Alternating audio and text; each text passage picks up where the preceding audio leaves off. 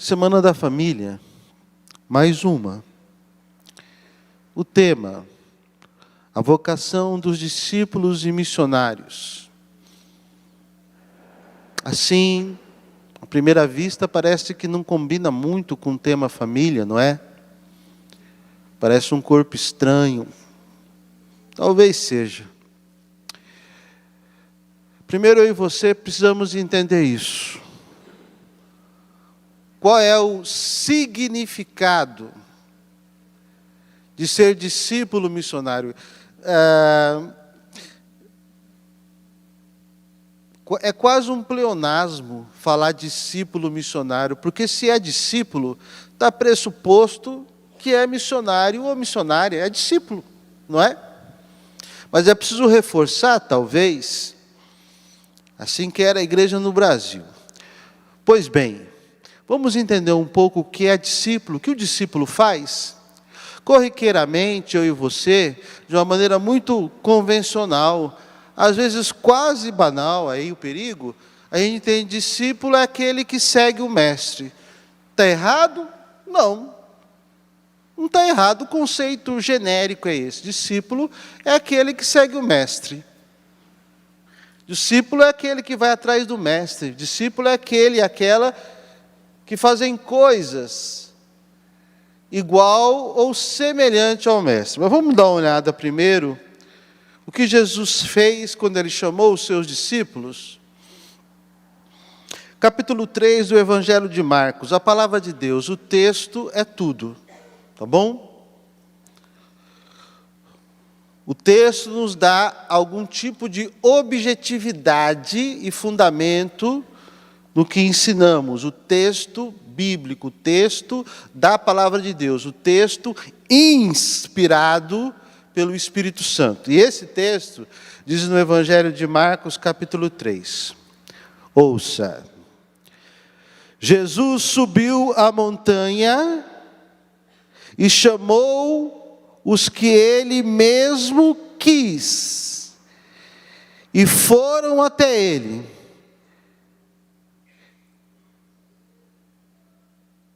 Então, constituiu 12 para estarem com ele e para enviá-los a anunciar. Percebe? Estou acompanhando a palavra, a ideia por trás. Ouça, o que diz o texto? Ele subiu uma montanha, sinal que ele foi orar. Ele fez isto em oração.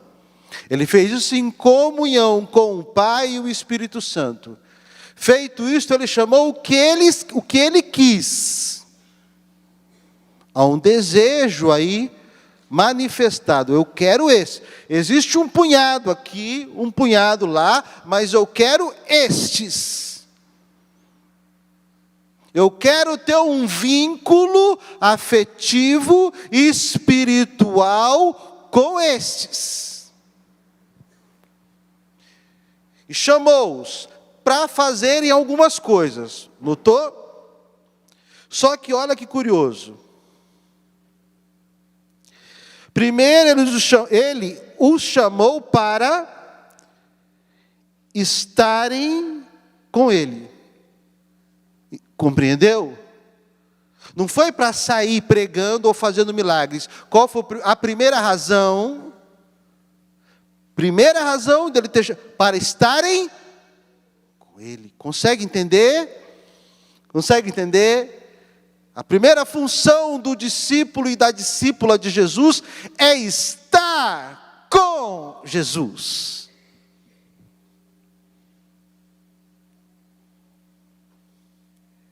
Eu olho para ele, ele olha para mim. Eu sei quem ele é, ele sabe quem eu sou. Eu sinto e ele me sente. Eu amo e ele me ama. Eu gosto de estar com ele. Não é chato, não é enfadonho, não me cansa. Ao contrário, estar com ele eleva a minha alma, ilumina as trevas do meu coração e afasta a tristeza de mim. Ora, isso é para os grandes monges e para os grandes espiritualistas e místicos. Mentira! Isso é para todo mundo, qualquer batizado e batizada. No dia do meu e do teu batismo, o Espírito Santo fez morada em nós. E Deus não só morou e mora no meu íntimo, de alguma forma se tornou o meu íntimo. Sendo assim, se eu pensar que só aqueles grandes místicos iluminados, escondidos numa caverna do deserto, ou isolados no topo de uma montanha, só eles têm direito de ter intimidade com Jesus Cristo? O pai e a mãe, que lá lutaram, sofreram e suaram para criar seus filhos, não têm esse direito? Eles são especiais e eu não? Mentira! Isso não é cristão, não é católico. Está cheio de santos e santas que contraíram o matrimônio, ou não. Mas a primeira função do discípulo e da discípula é estar com Jesus. E porque é ficar com Ele, daí você vai pensando, como vai a minha oração pessoal? Ela tem mais barulho ou tem mais silêncio? Eu escuto as Sagradas Escrituras, eu entro em meditação com ela. O primeiro lugar de encontro pessoal com Jesus são as Sagradas Escrituras. As Sagradas Escrituras são, para a Igreja Católica Apostólica Romana, o primeiro lugar de encontro com Jesus. Isso é doutrina, não é opinião pessoal minha. João Paulo II cita isso em um documento chamado Ecclesia in America. Como vai minha convivência com minha Bíblia? O discípulo de Jesus. Ok, mas quando foi que isso começou e quais são as implicações e aplicações? Porque veja você, eu não saio falando de Jesus só porque existe uma lei de cima para baixo, impositiva, que diz, você é discípulo, então você tem que falar. Não funciona. Agora veja a pessoa enamorada, que tem amor e paixão pelo objeto que lhe apetece, que ama. Ele fala daquilo naturalmente, brota dos seus lábios, porque veio do coração aquilo que ama. Então, se você tem essa intimidade, esse encontro pessoal com Jesus, regular ou rotineiramente,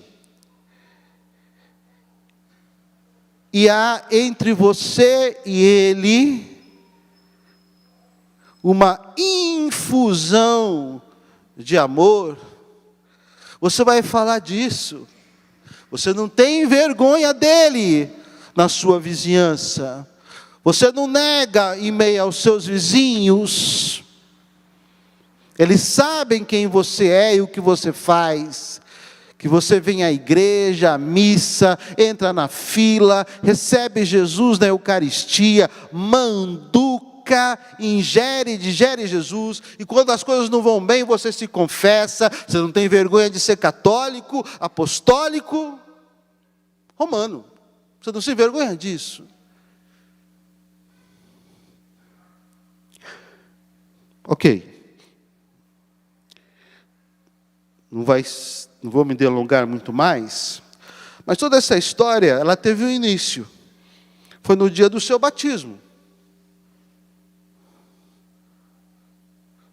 Nós fizemos promessas naquele dia, os nossos padrinhos através de nós. Eu digo nós fizemos, porque eu e você, toda Páscoa, nós renovamos isso na vigília pascal.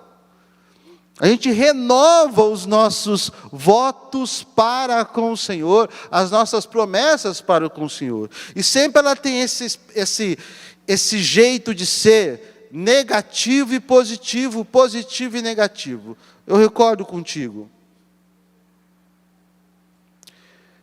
Começa assim: para viver na liberdade dos filhos de Deus, você renuncia ao pecado, e todo mundo nesse dia fala o quê? Imagina, claro que não. O que você fala? Óbvio, óbvio. A gente fala sem muito pensar. Para viver como irmãos, vocês renunciam a tudo que causa desunião, e você responde, óbvio, eu quero viver no amor. Quem é que não quer? Tirando os haters aí da internet, cuja profissão é odiar e perseguir os outros, e levantar injúrias com agravo de ofensa. Mas essa eu acho mais bonita, ouça. Para seguir Jesus Cristo, vocês renunciam ao demônio, autor e princípio do pecado, e que a gente responde a queima-roupa? Óbvio, a gente responde isso, mas veja, é para seguir Jesus. Eu renuncio ao demônio para seguir Jesus, autor e princípio do pecado. Só que isso traz consequências, não é? Isso traz consequências. Eu tenho que saber duas coisas. Primeiro, número 1, eu tenho que me afastar constantemente da idolatria. Eu não posso me dar ao luxo de frequentar outras seitas filosóficas orientais, desta ou daquela cultura, porque eu prometi seguir Jesus. Eu não posso misturar minha fé com outras. Eu sou cristão, eu sou católico. Só há um Deus, o Pai, diz Paulo na carta aos Coríntios, e só há um Senhor, Jesus Cristo. Ninguém precisa ser perseguido. É um país democrático, maravilhosamente democrático, no sentido de liberdade religiosa e de expressões religiosas, que continuem assim para sempre. Nunca nos sentimos melhores ou maiores que os outros, mas eu sou cristão, eu sou do Senhor Jesus. Ele me viu, me amou antes de eu nascer e quis a mim só para Ele.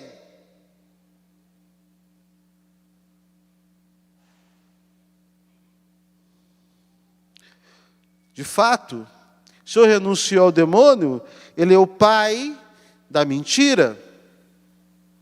Ora, então se eu sou discípulo de Jesus Cristo, eu não posso me dar o luxo de aceitar as mentiras. Nem que elas sejam virtuais, telemáticas, nas redes sociais, em plataformas de vídeo e de imagem, eu não posso me dar o luxo. Eu não posso ser escravizado, seduzido, manipulado por emocionalismos e sentimentalismo. Ah, você não me compreende, não sabe o que eu sinto.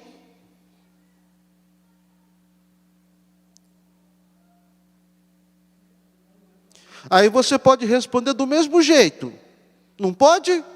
Para a pessoa que te acusa de você não compreender e não sentir que ela sente.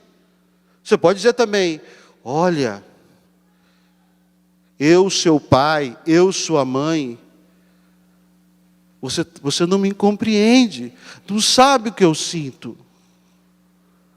Você não sabe o que eu sinto. Eu tenho princípios, você não entende que eu tenho princípios? Eu tenho o decálogo, eu tenho o evangelho, eu tenho a criação, Deus os fez homem e mulher. Aí a pessoa chora. Aí você chora também. Todos os argumentos que te derem do lado de lá para você aceitar qualquer coisa que cria uma espécie de corruptela moral, você pode usar os mesmíssimos argumentos. Mas eu sou seu filho e a sua filha. E você diz, e eu sou seu pai e sua mãe. Qualquer argumento que vier do outro lado, para você ter que engolir qualquer coisa que não corresponde à sua fé, e ao ensinamento oficial da igreja, você pode usar os mesmos argumentos, irmãos. O que importa para mim e você é, eu e você somos discípulos e discípulas de Jesus. Oxalá nossas famílias fossem discípulos de Jesus, estou concluindo. Mas nós sabemos cá entre nós que não é possível. Que dentro do nosso teto, debaixo do nosso teto, no nosso lar, está instaurado o conflito. Porque eles preferem seguir a cosmologia, o cosmos, os ensinamentos deste mundo, eles preferem. Nós não vamos atacar ninguém dentro de casa, não vamos humilhar ninguém, ridicularizar ninguém. Mas nós exigimos que respeitem, que nós também temos princípios, somos discípulos de Jesus Cristo, e o primeiro princípio é estar com Ele. E Ele disse, aquele que me ama, obedecerá a minhas palavras, obedecerá aos meus mandamentos. Louvado seja nosso Senhor Jesus Cristo.